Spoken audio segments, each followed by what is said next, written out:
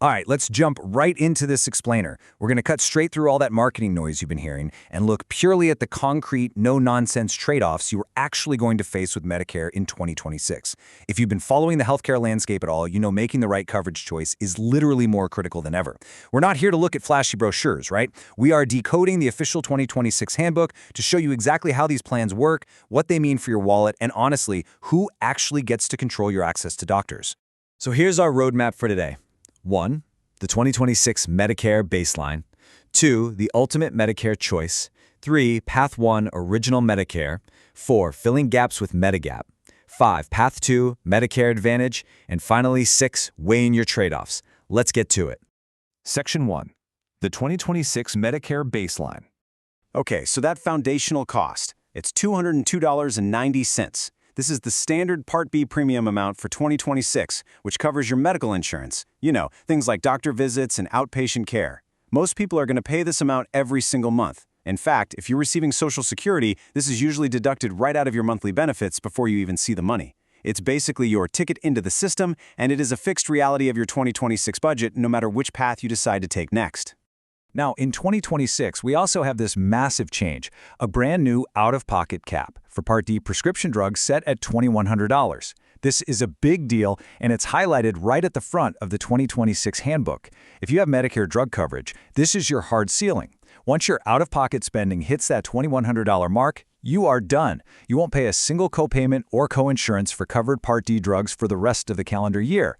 That is just incredible financial relief for anyone who's relying on expensive medications. Section 2. The Ultimate Medicare Choice.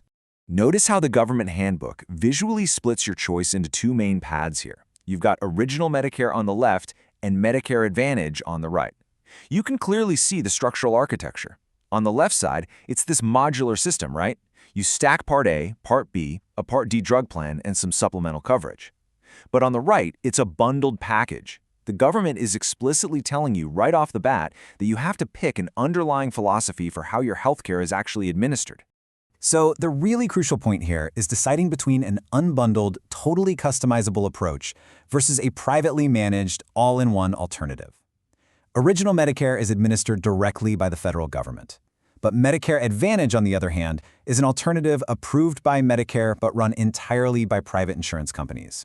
You are essentially deciding who processes your claims and, more importantly, who manages your access to care. Section 3. Path 1 Original Medicare. Path 1 is defined by absolute freedom. The official handbook is incredibly clear on this point. Under Original Medicare, you can see any Medicare-enrolled doctor in any facility anywhere in the United States. Period. Furthermore, you generally don't even need a referral to go see a specialist. Look, if you need a cardiologist, you just go book an appointment with a cardiologist. And crucially, in most cases, you absolutely do not need prior authorization. That means you don't have to wait around for a government permission slip before getting a covered service or supply. You and your doctor are the ones calling the shots. This translates to ultimate geographic and provider flexibility. Whether you're spending half the year in New York and the other half down in Florida, or maybe you want to travel clear across the country to a world-renowned cancer center, your coverage just travels seamlessly with you. But as we're about to see, this unbridled freedom does come with massive financial exposure if you just leave your coverage puzzle unfinished. Section 4. Filling gaps with Medigap. Which brings us to the big question. What about that 20% coinsurance? For Part B covered services, once you meet a small deductible, you're typically on the hook for 20% of the Medicare-approved amount. And shockingly, if you rely on Original Medicare alone, there is absolutely no yearly limit on what you pay out of pocket. None. I mean, sure, 20% might not sound intimidating for a routine checkup. It kind of just sounds like a standard restaurant tip, right? But 20% of a $100,000 surgical procedure or ongoing really expensive treatments, that can drain a retirement account faster than you can recover. To protect yourself from those potentially bankrupting medical bills, you can buy a standardized Medigap policy. These are sold by private insurance companies specifically to plug up the holes left by Original Medicare. By paying an additional monthly premium for a Medigap plan, you completely transfer that 20% financial risk away from yourself and onto the insurance company. It essentially puts a hard cap on your exposure. Looking at the two side-by-side reveals exactly why Medigap is so necessary. With Original Medicare alone, your financial risk is totally uncapped. But the very second you add a Medigap policy, you wipe out that 20% coinsurance and finally cap your costs, all while keeping that total provider freedom. It buys you absolute budget predictability. Now, of course, it does mean paying that extra monthly premium upfront. Section 5, Path 2, Medicare Advantage.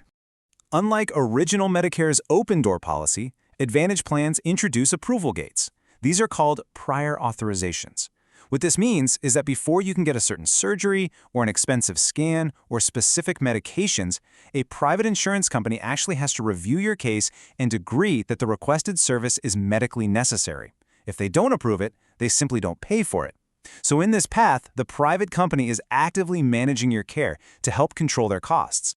Under this path, you are also typically restricted to a specific local network of doctors and service areas. For non-emergency care, if you step outside of this network, your plan might not cover the costs at all, or you're going to pay significantly more. Furthermore, unlike original Medicare, you often have to jump through hoops and get a referral from a primary care doctor just to go see a specialist. So why do people choose this route? Well, because you trade the freedom of original Medicare for bundled convenience and cost protections. Medicare Advantage plans are legally required to include a strict yearly limit on your out-of-pocket costs, so you actually don't need to buy a separate Medigap policy at all. They also frequently bundle in a Part D drug plan and throw in potential perks that original Medicare just completely ignores, things like routine dental, vision, or hearing coverage. And very often, they offer these bundled plans at a much lower upfront monthly cost, sometimes even boasting a $0 additional premium. Though, remember our baseline from earlier, you are always still paying that $202.90 Part B premium. Section 6. Weighing your trade-offs. This right here is the ultimate no-nonsense trade-off. On one side, you have freedom and predictability with original Medicare and Medigap.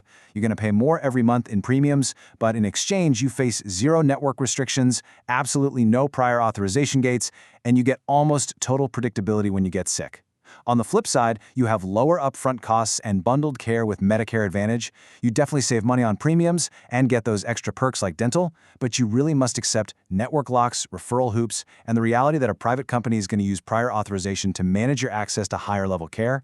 As you navigate your 2026 options, ask yourself which side of this trade-off gives you the most peace of mind.